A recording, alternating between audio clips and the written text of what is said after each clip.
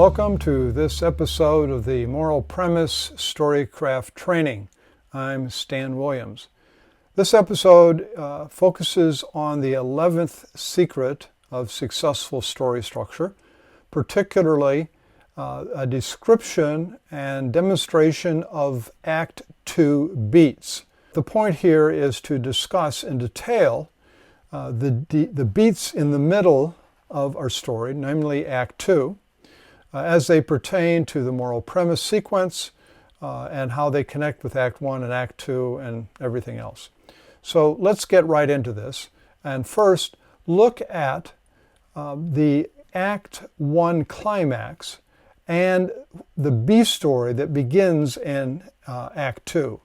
Now these are necessarily connected, and so we're going to see how Lord of the Rings, Fellowship of the Rings does this in an outstanding way. And notice that there are like 4 beats that occur in this one clip that we're going to watch. There is the end of the debate where Frodo finally accepts the challenge to go on the journey. And we see that decision. So we see the end of the debate. We see his decision being made with Gandalf's support and help. And then we don't see the actual crossing of the threshold where they actually step outside and go on the journey. But we do understand that that's occurring, and there are some thresholds when he opens his closet and starts packing his bags and all that. And we understand where they're going to meet up later on. And so there is that threshold. There is also a threshold when the B story begins. And this is when Gandalf finds Samwise in the shrubbery and hauls him in over the sill of the window and brings him into the house. And of course, then they all leave and go out together on the journey. So all 4 of those beats occur in this scene, and you'll see them very distinctly. So watch this. It's a good mythic example of an Act 1 climax and the beginning of the B story. Here is Lord of the Rings, Fellowship of the Rings. And oh, by the way, I should notice that what we're discussing here is the moral premise at the bottom of this screen you see now. Avoiding the divine call leads to a disturbed and contentious life, but embracing the divine call leads to a resolute and focused purpose. And that's, of course, what Frodo and the whole Fellowship of the Rings, all the guys in the Fellowship of the Rings are dealing with. So let's watch this clip. Yeah. Take it, Gandalf. Take it. No, Frodo. You must take it. You cannot offer me this ring. I'm giving it to you. Don't tempt me, Frodo. I dare not take it. Not even to keep it safe. Understand, Frodo. I will use this ring from a desire to do good.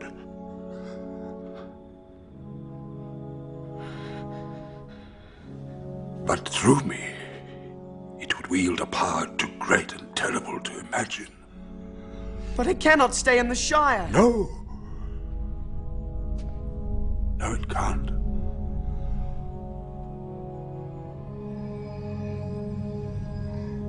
What must I do? You must leave, and leave quickly. Where? Where do I go? Get out of the Shire. Make for the village of Bree. Bree. What about you? I'll be waiting for you at the Inn of the Prancing Pony. And the ring will be safe there? I don't know, Frodo. I don't have any answers. I must see the head of my order. He is both wise and powerful. Trust me, Frodo. You'll know what to do. You'll have to leave the name of Baggins behind you. But that name is not safe outside the Shire. Travel only by day. And stay off the road. I can cut across country easily enough. My dear Frodo, hobbits really are amazing creatures. You can learn all that there is to know about their ways in a month, and yet after 100 years, they can still surprise you. Get down.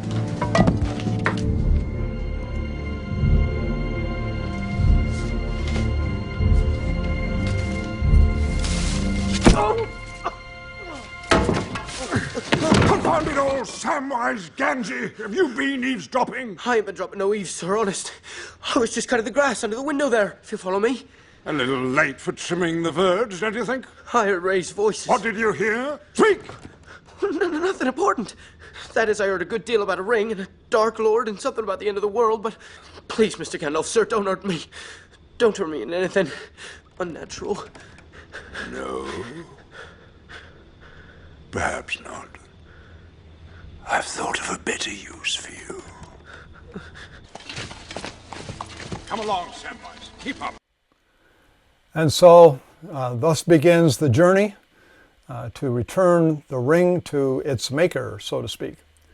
Now, normally at this point, we would be discussing the Act 2 mid-beats, namely pinch point A, the moment of grace, and pinch point B. But I have something special planned that we're going to hold off until part 2. And that is, I have finally, after many years of wanting to do this, done an analysis of Casablanca.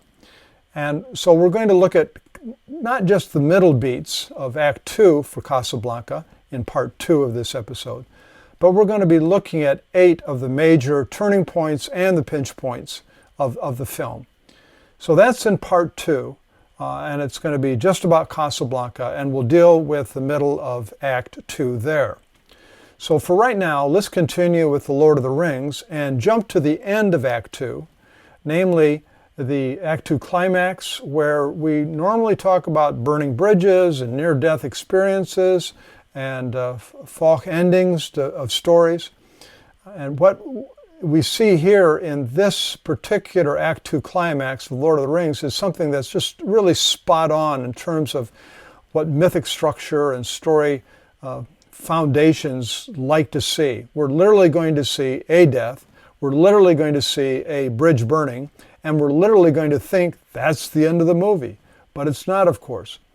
We're also going to play this clip past the near-death experience inside the cave and see the first part of the Dark Night of the Soul, where our Fellowship of the Ring have to consider what it is that they're going to do next.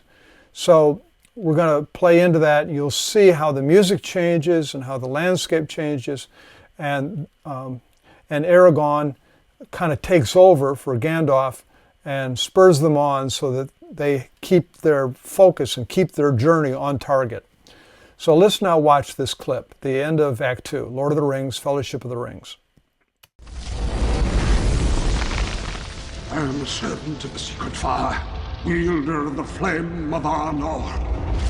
The dark fire will not avail you, flame of Udun!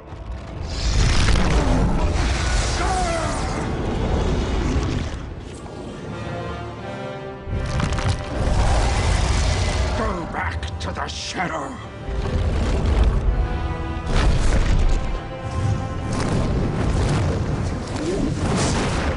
You shall not pass!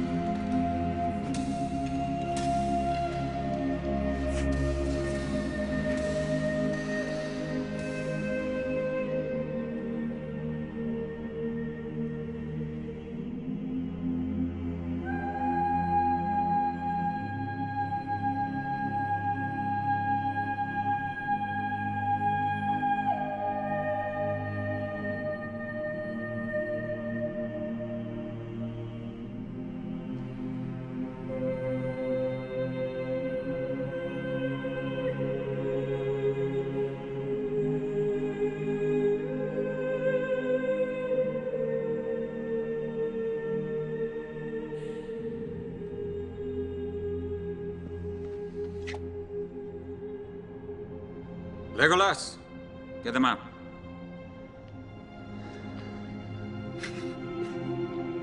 Give them a moment, for pity's sake. By nightfall, these hills will be swarming with orcs. We must reach the woods of Lothlorien. Come, Boromir, Legolas, Gimli, get them up. On your feet, Sam. Frodo? Frodo!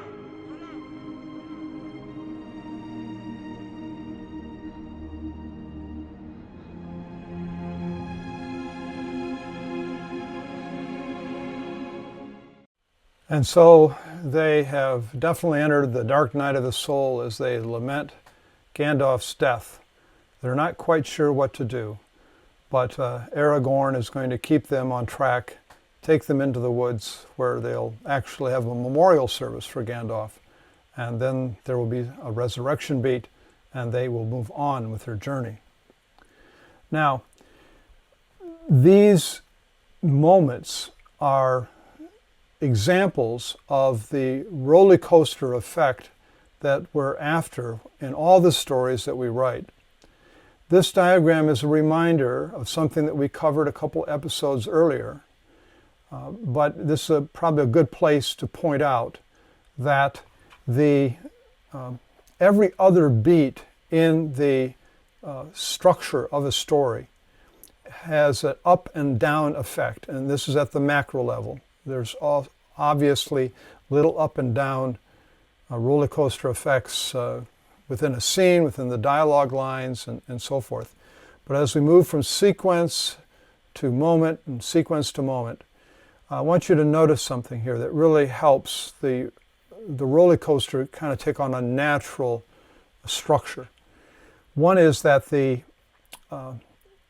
large circle beats here, namely the Act 1 climax, the moment of grace, the Act 2 climax, and the final victory, are all created and precipitated by decisions that the protagonist makes.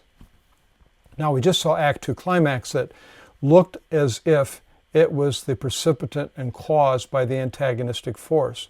But actually what you were seeing was something that was the tail end of pinch point B. The Act 2 climax and near-death experience was the consequence of the Fellowship making a decision to go through the cave. And in fact, a bigger decision at the moment of grace to take the ring back to its source. And by the way, we're going to be looking at the moment of grace later too, in a whole episode by itself, just on the moment of grace, where we're going to look at this Fellowship of the Ring movie and what happens at the moment of grace. But notice what we have here is that we have antagonistic forces making or initiating the action at the inciting incident, at pinch point A, at pinch point B, and then at the final incident. And then right after that, we have the protagonist making decisions that result in the Act 1 climax, the moment of grace, Act 2 climax, and the Act 3 climax. This gives us a natural up and down emotional roller coaster effect just because these things are alternating.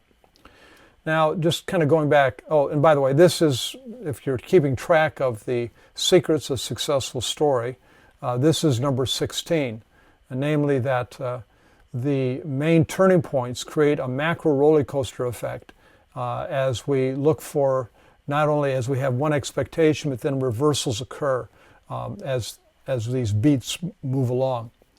Now, just to kind of remind you of this, you may not see this exactly, but let's go back to this inciting incident for a moment. This is just kind of a review and reminder. And let's go to the movie Ratatouille. In Ratatouille, of course, we have two protagonists, co-protagonists, Remy and Linguini. And at the inciting incident, we have inciting incidences for both of these characters. And the scenes are back to back. Now notice that the moral premise here at the bottom is living as if only the elite can cook leads to despair, but living as if anyone can cook leads to hope. Remy's a rat. He's not supposed to cook. He's not part of the elite. And yet he goes into this house and he starts reading this cookbook, And he's chased out by the owners who believe they can read and they can cook, and they don't believe rats could read or should read or could cook. And so Remy is literally thrown out of this house, and he's told, in essence, you can't cook, you can't read, get out. And that's what we see depicted here in this top shot. In this still from the bottom, Linguini has been trying to make soup, which Skinner is now tasting, and of course it tastes terrible.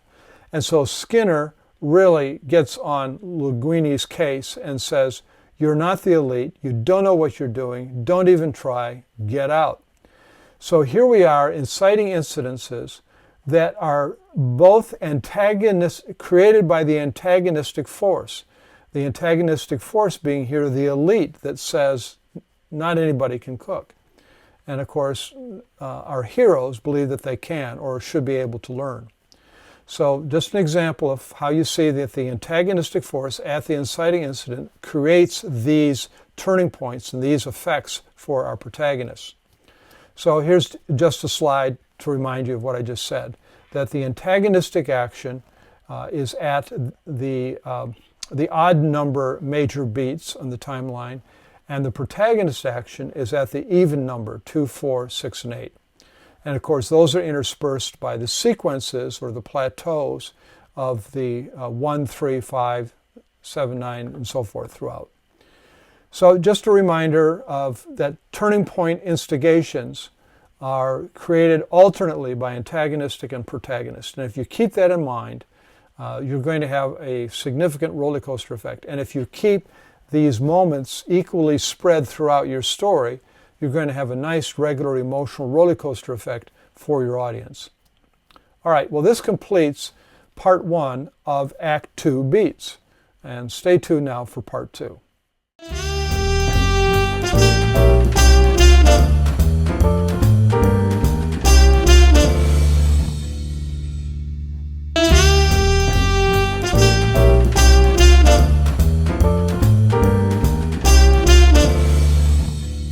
Okay, welcome back. I'm Stan Williams, and this is part 2 of Act 2 Beats, which we're calling Casablanca.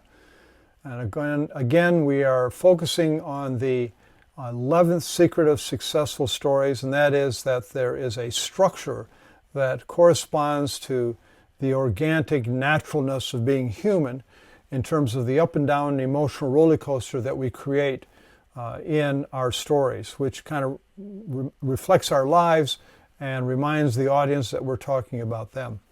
So we're going to be looking at that roller coaster now in Casablanca. This whole episode is about Casablanca, and normally we would be, for this episode, just be talking about the pinch point A, the moment of grace, and pinch point B.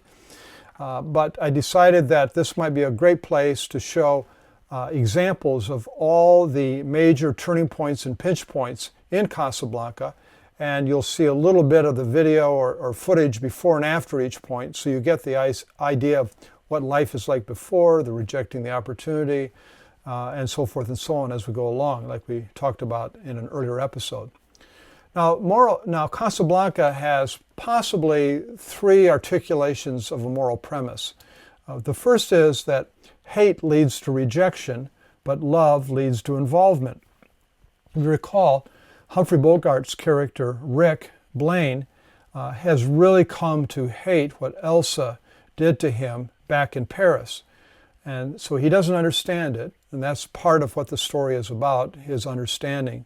But because of that rejection and how she just kind of like dumped him at the rail station, he's come to hate not just Elsa, but the war effort and everything else that's been going on. And he obviously hates the Germans as well, because there's been a price on his head for his involvement in running guns and helping insurgents earlier in the war in different parts of the world. And yet love can lead to involvement. And so it's only when he falls back in love with Elsa and her cause, and he loves her now on a much deeper level, does he get re-involved in the war. Another way to articulate the moral premise is that ambivalence leads to neutrality, but compassion leads to patriotism. Now, ambivalence here is one way to describe Rick's character. and he claims to be neutral. But deep down in, there's this hidden passion, which he hasn't yet come in connection with, but he will at the moment of grace. And that will lead him to take steps toward being a patriot again. Right now, he's an expatriate American living in Casablanca in unoccupied northern Africa.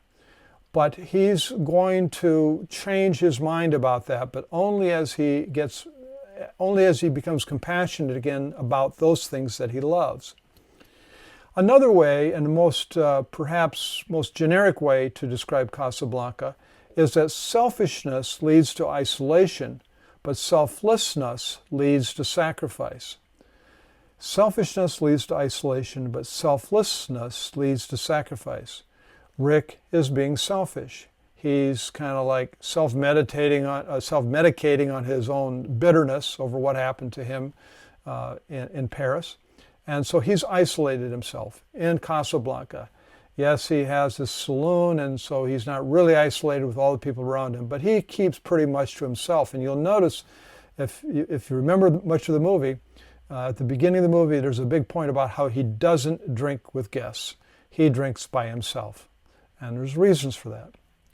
All right, now just as a bit of kind of setting the stage, so to speak, this film was directed by Michael Kurtz. Writers were brothers Julius and Philip Epstein. Rick Blaine is played by Humphrey Bogart, Elsa by Ingrid Bergman, Victor by Paul Hendrick, Captain Louis Renault by Claude Rains, Major Henrik Strasser by Conrad Veidt, I guess you say it, I'm not sure. Fiare, Sidney Greenstreet, and Urgate by Peter Lorre, the one and only Peter Lorre. Wonderful characters. And of course, most of these people were under studio contracts, so you can go back and watch films where these same actors are in different situations and different roles together, and they're just wonderful to watch. Now, here's the interesting thing, and one of the reasons I put up this slide, about this movie and why it was so popular in 1943 when it came out. If you watch and listen carefully to the dialogue, Rick Blaine's character is an allegory for the United States. Remember that early on in World War II, the United States, many people, even when we were in the war, felt that the United States should stay neutral and stay out of the war in Europe. Well, Elsa represents free Europe. She represents that part of Europe that is unoccupied. And we first find her in the story in Paris, as Rick does, and she's not part from the occupied, but she falls in love with Victor Laszlo, who is from occupied Czechoslovakia. So he represents occupied Europe. Captain Renault represents the neutral countries, or at least those countries like France at the beginning who try to remain neutral. Now, of course, France is occupied during most of the part of this story, but in the French territory of Morocco, supposedly it's still neutral, where Captain Renault is. So he represents the neutral countries, and you can hear in his dialogue the arguments that neutral countries during the war brought forth. Of course, Major Strasser represents Nazi Germany.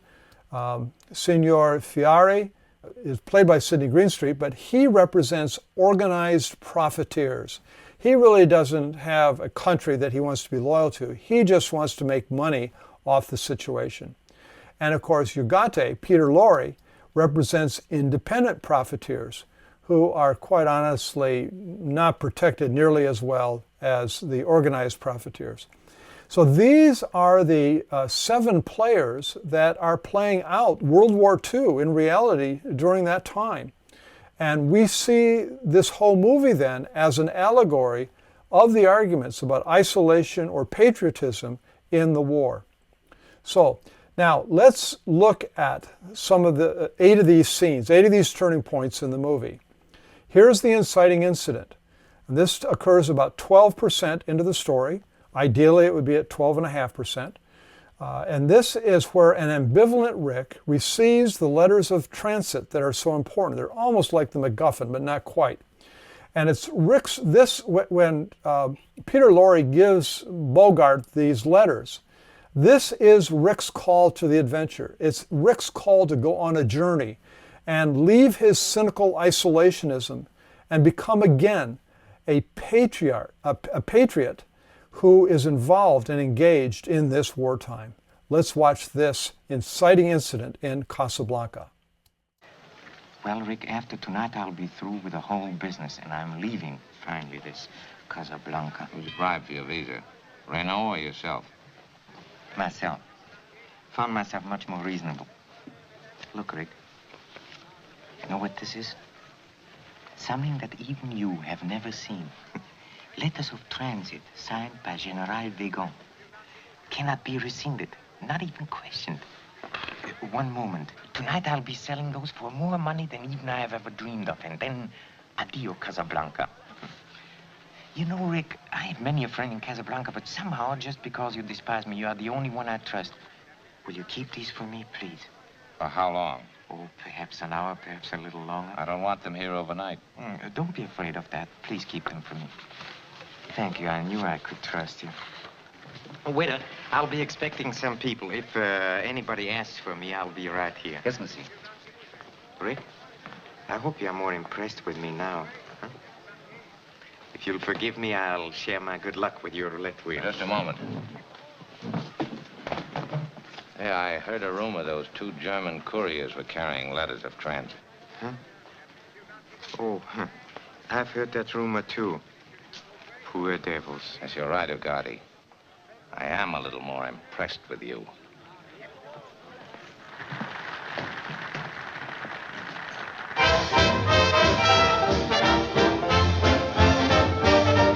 Say, who's got trouble? We got trouble. How much trouble? Too much trouble. Well, now, don't you frown.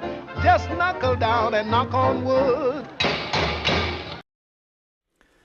Now, of course, I let that play into the next scene because you see the emotional up and down that occurs. There's a lot of tension in the scene with Rick and Garate, but then we have this wonderful music scene where Sam plays this good luck song, so to speak.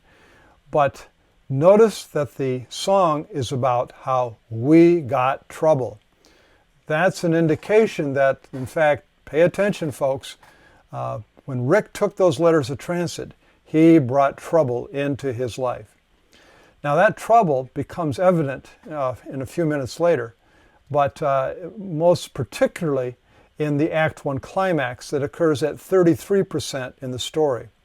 Now you're going to notice, as I have when I put this episode together, that all these turning points occur a little bit later than you would normally expect in an ideal film. But that's because the ending is so quick. There's not a big battle at the end, it's quite quick. And so things are delayed, and yet they are still even, so that the roller coaster effect is very even up and down once we get to the Act 1 climax. And it's here at 33% into the story, which normally would be like 25%, where Rick is forced to get involved in the struggle for freedom. He hasn't wanted to. He's left it far behind in Paris, where he left Elsa. But the source of his reticence is suddenly revealed. Elsa, this long-lost love. Their romance in Paris reminds us of how France helped the U.S. in the Revolutionary War. So there's all these sort of beats throughout the movie where if you see Elsa as France, and you see Victor as Czechoslovakia behind enemy lines, and you see Rick as the United States, this is playing out just like the political debate did before we got involved in the war. And so here it is, Rick is going through his saloon that he owns, it's his country, he feels protected, he's safe, and then suddenly there's someone sitting at one of his tables, and that reminds him of something in his long past that he still has some loyalty to, although he's a little upset with her right now. Let's watch this Act 1 climax that suddenly forces Rick to go on the journey. No matter what the future brings, as time goes by. Sam, I thought I told you never to play.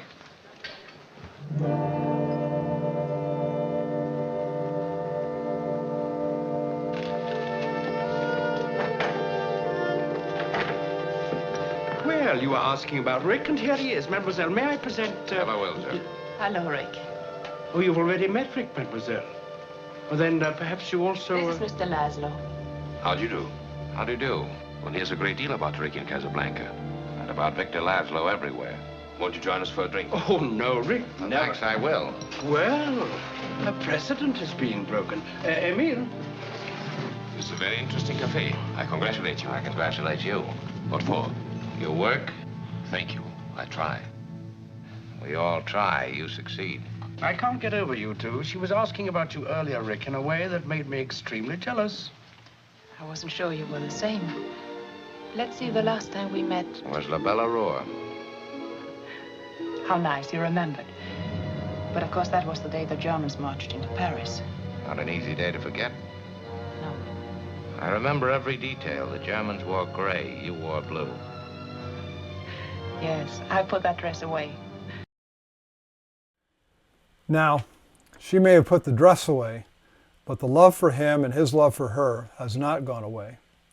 That's part of the irony of this scene. Notice a couple things that suddenly shift. We have a turning point here that's evident in a number of ways. Number one, it's been established already that Rick does not drink with guests, but he will this time sit down and have a drink. Secondly, we recognize that although he wants to be isolated and cynically removed from the war effort and everything, he is very quick to congratulate Victor Laszlo on his work. Pretty amazing.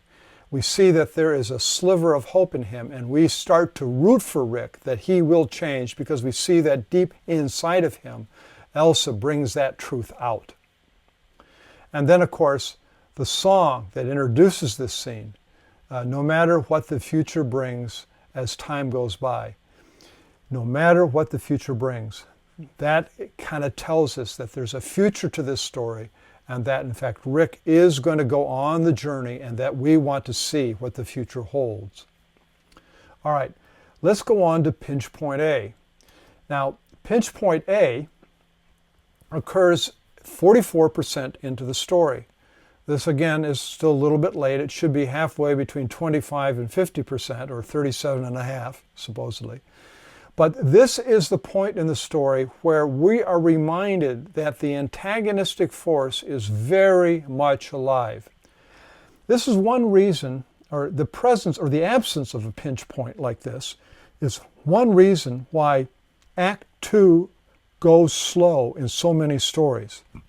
The writers, the directors, the storytellers are afraid to put in the antagonistic force again so quickly. But you have to remember that it's the antagonistic force, the Nazis in this case, that drive the story forward. They give the story energy, and without that kick on the pedal of the bicycle, the bike would come slowly and coast to a stop. So right here in the middle, right halfway between Act 1 climax and the moment of grace, or the midpoint, we have pinch point A. So this occurs during Rick's flashback of his romance with Elsa in Paris. And we witness in this clip multiple intrusions into the story with a force that will change our lovers' lives and those of the whole world forever. Let's watch this. Notice the emotional beat here within the pinch point. It probably goes this. I'm playing a little bit past the pinch point, but notice the emotional toll. We have this really romantic moment, and then we have war footage of the war. Then we have another romantic moment, and then another kind of that war comes to face Elsa and Rick in an outside cafe. Look at the emotional roller coaster and how pinch point A kicks that off. Why there is no other man in my life? Uh-huh. Well, that's easy. There was. He's dead. I'm sorry for asking. I forgot we said no questions. Only one answer can take care of all our questions.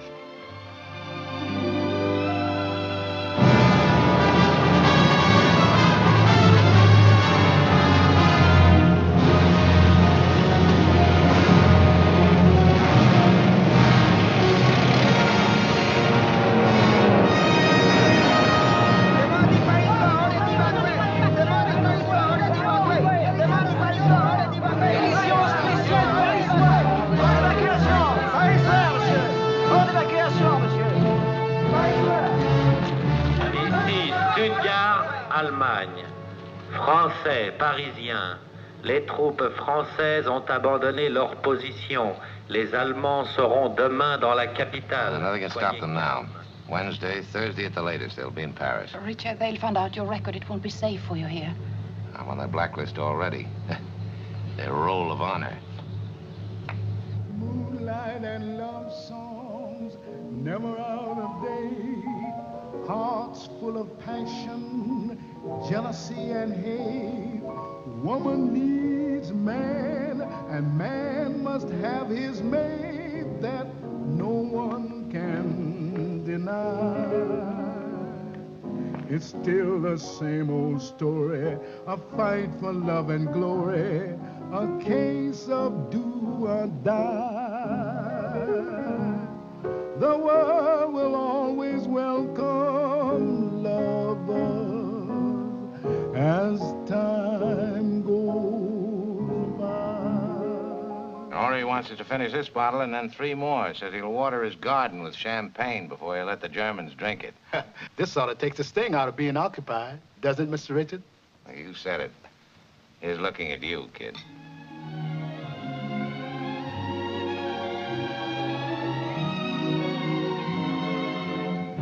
Franzosen, Einwohner von Paris. Franzosen, Einwohner von Paris. A masterful approach to that roller coaster. You have romance and war, romance and war, romance and war. And the first cut there during that flashback of the war footage was the pinch point. Now, notice something here, that this flashback is not in the chronological order of the story that we're watching normally, but it does provide that roller coaster effect for the audience watching that story. The point being that we need to give that roller coaster ride to the audience, whether it's through a flashback or whether it's happening in real time.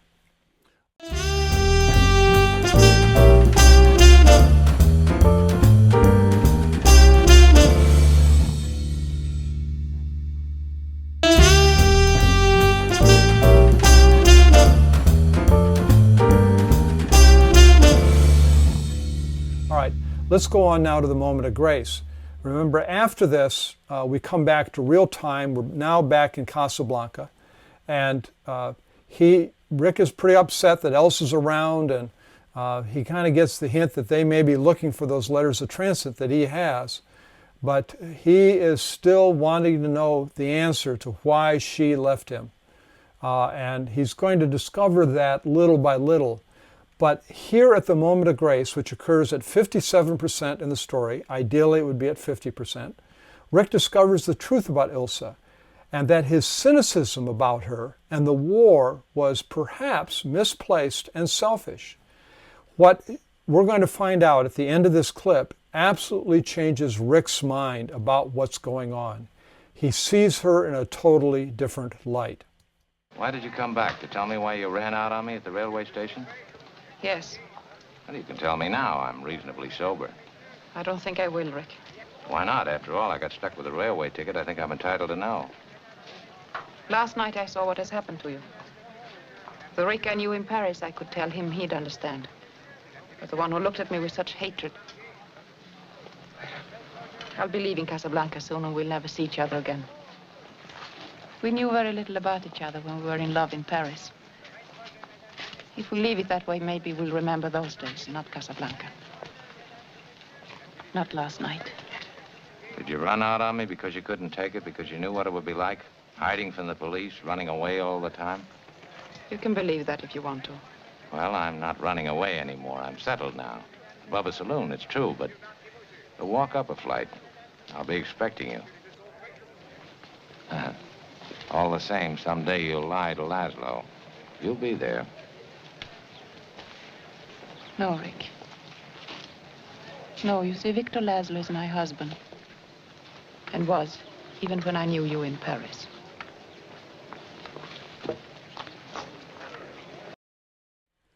The key information here is, of course, that she was married to Victor Laszlo when she knew him in Paris. Now, that doesn't make sense to him yet, and that's going to be explained a little bit later on to him. But what happens here emotionally, and perhaps subtly to him, even subconsciously to Rick, is that suddenly his love and attraction for Elsa has been forced onto Victor Laszlo, at least onto Victor Laszlo's work. He already respects Victor Laszlo, but now he suspects that his love for Elsa is perhaps because she loved the work that Rick also admires. So Rick and Elsa, suddenly he sees they have something in common, and that is Victor's work in the resistance. This changes everything for Rick. And for this moment on, we begin to see evidence that he is rediscovering his patriotism and to focus his hate instead of on Elsa, onto the Nazis. Now, the next is pinch point B, halfway through the second half of Act 2. This is, again, where we see a demonstrative attack by the antagonist, an incursion into the story to disrupt the story, but it also brings out a decision and some character development in Rick. And we see again why Elsa loves Laszlo, and how Rick then is beginning to side with Laszlo. Now we begin this scene, this clip, with them in their office, and Victor Laszlo is trying to persuade Rick to give him and Elsa the letters of transit so that they can go to America and continue his work. Of course, Rick doesn't want to do that. Well, this occurs at 71% into the story. Rick tries to hold on to his isolation from the problems of occupied Europe. You'll notice in the dialogue here that Rick is saying, I'm just a saloon keeper. I don't care about the rest of the world. I don't really care about Europe. I don't care about free Europe or occupied Europe, namely Elsa and Victor, and I don't care about the Germans. But then something happens in this scene, and he begins to see that what happened in occupied Europe could happen in his country. In his country.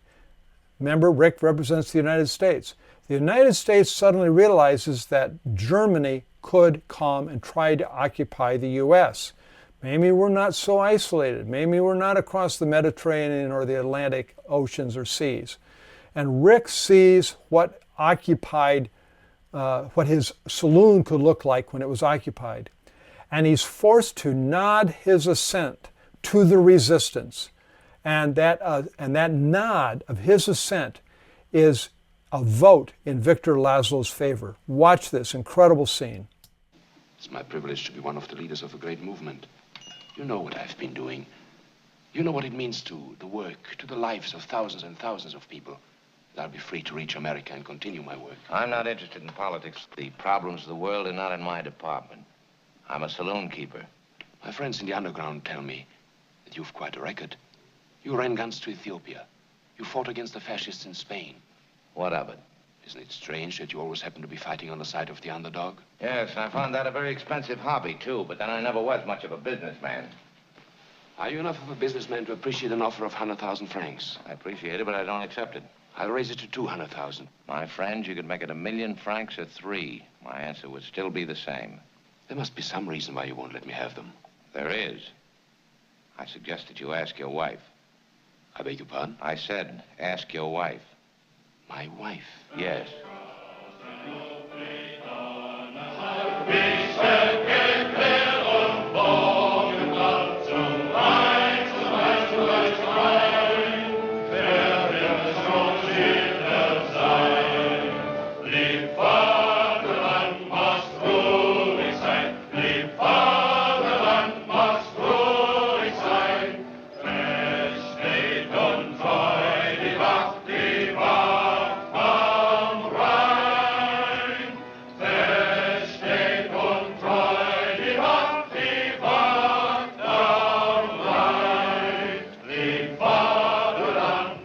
Française. Play it. Alors,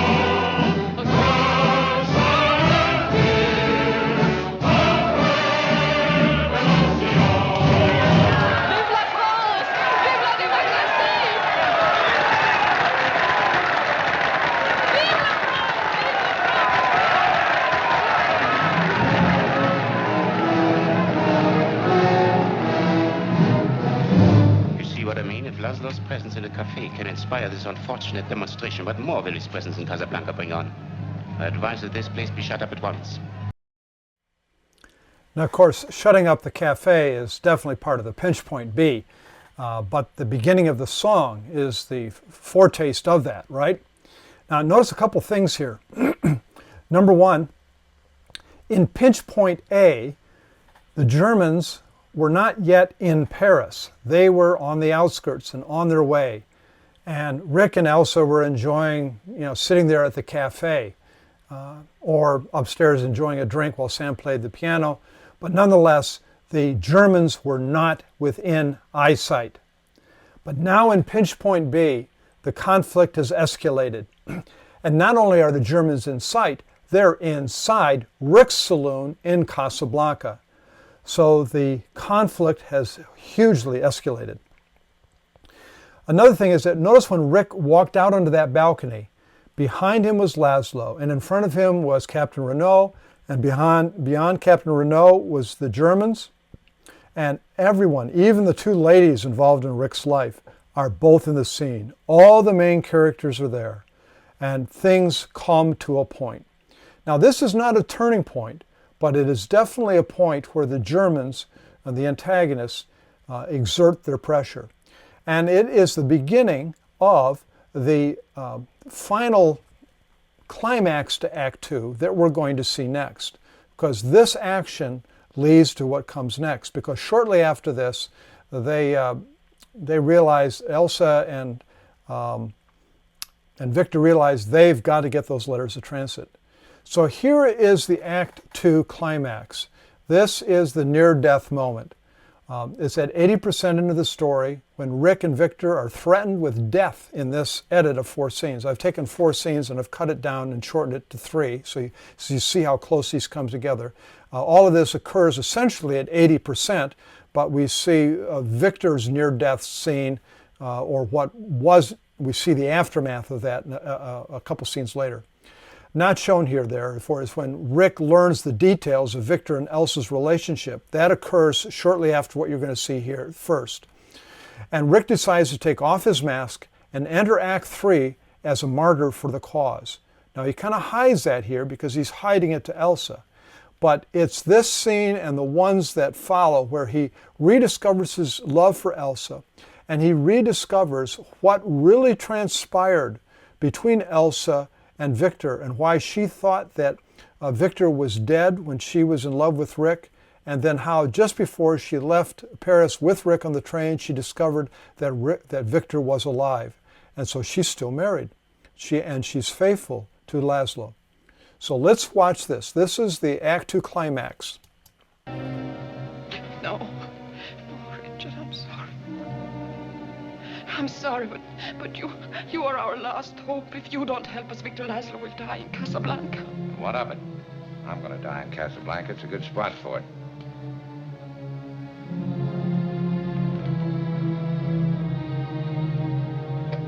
Now, if you... All right. I tried to reason with you. I I tried everything. Now I want those letters. Get them for me. I don't have to. I got them right here. Put them on the table. No. For the last time, put them on the table. If Laszlo and the cause mean so much to you, you won't stop at anything. All right, I'll make it easier for you. Go ahead and shoot. You'll be doing me a favor.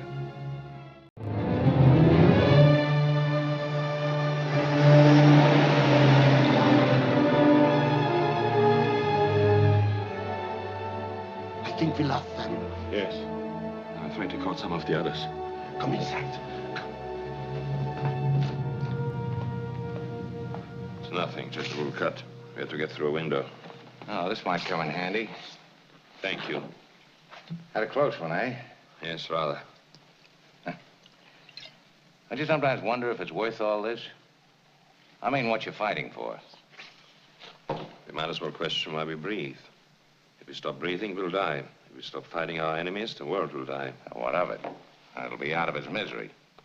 You know how you sound, Monsieur Blaine? Like a man who's trying to convince himself of something he doesn't believe in his heart. Each of us has a destiny, for good or for evil.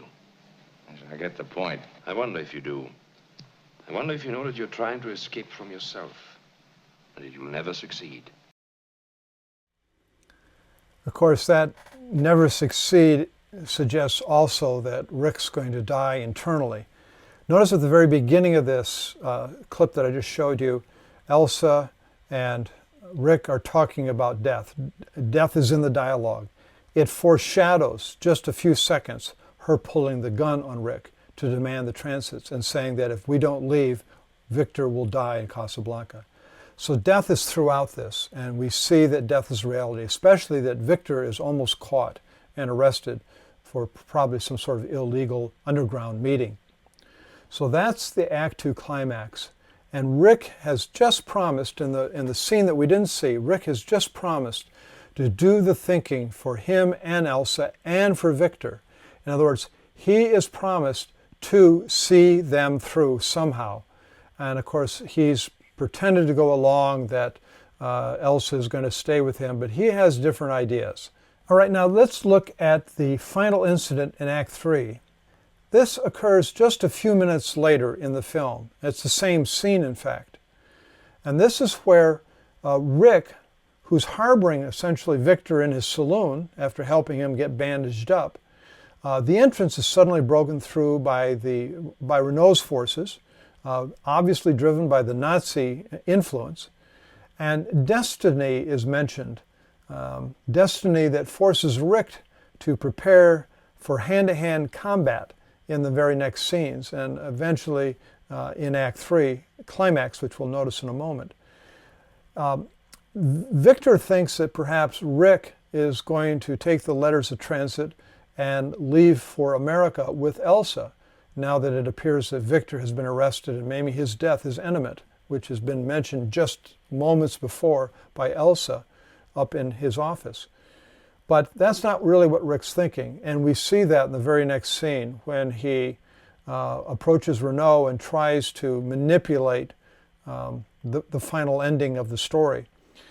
But so notice that Rick in this scene, he's playing along, he's got a plan, he's thinking for all three of them now, which is what he promised Elsa in the last scene that we didn't see. So let's watch now this final incident in Act 3. This is the last time that the antagonistic force will make an overt effort to get at Rick and get at Victor Laszlo and the letters of transit. I ask only one thing. You won't give me the letters of transit. All right. But I want my wife to be safe. I ask you as a favor to use the letters to take her away from Casablanca. You love her that much? Apparently you think of me only as a leader of a cause. Well, I'm also a human being. Yes, I love her that much.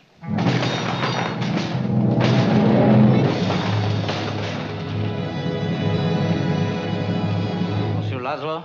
Yes? You'll come with us. We have a warrant for your arrest. On what charge? Captain Renault will discuss that with you later. It seems that destiny has taken a hand.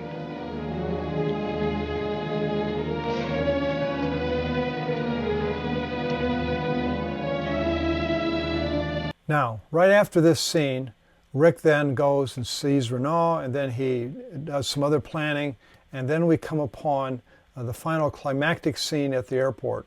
This occurs several scenes later, 99% into the story. There's almost no denouement in this film. And this is where Rick battles hand-to-hand with both Captain Renault and Major Strasser to secure a foggy victory. No sunset here, just the thick fog of war. But it's very clear that Rick has succeeded in fulfilling his promise to Elsa that he was going to think through all of this for not only her and for him, but also for Victor Laszlo. Notice again how important it is here for the protagonist to battle his antagonistic forces face to face. Just, hand-to-hand combat. It cannot be someone else. Someone else can't do this for the protagonist. He has to do it himself. What was the meaning of that phone call? Victor Laszlo is on that plane. Why do you stand here? Why don't you stop him? Ask Monsieur Rick. Get away from that phone. I would advise you not to interfere. I was willing to shoot Captain Renault, and I'm willing to shoot you. Hello. Put that phone down. Get me the radio tower. Put it down.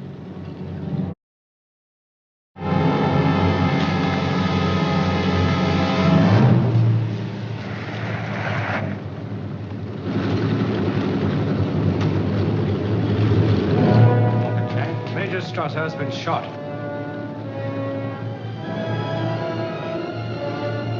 Round up the usual suspects. And of course, after that, Rick and the captain walk off into the fog, talking about their future. Now they're both probably going to go into exile. All right, so those are the turning points, the major turning points in Casablanca, where hate leads to rejection, but love leads to involvement. Ambivalence leads to neutrality, but compassion leads to patriotism. How selfishness leads to isolation, but selflessness leads to sacrifice. So those are the beats from Casablanca. Act 2 beats, Act 1 beats, Act 3 beats. That's the whole thing. And hope you enjoy the movie, and I hope you understand a great deal more now about the importance of a roller coaster effect and how you can accomplish it by equally spreading out those turning points, both antagonistic and those by the protagonist, throughout your film. I'm Stan Williams, and this has been the episode on Act 2 Beats from the Moral Premise Storycraft Training Network. See you next time.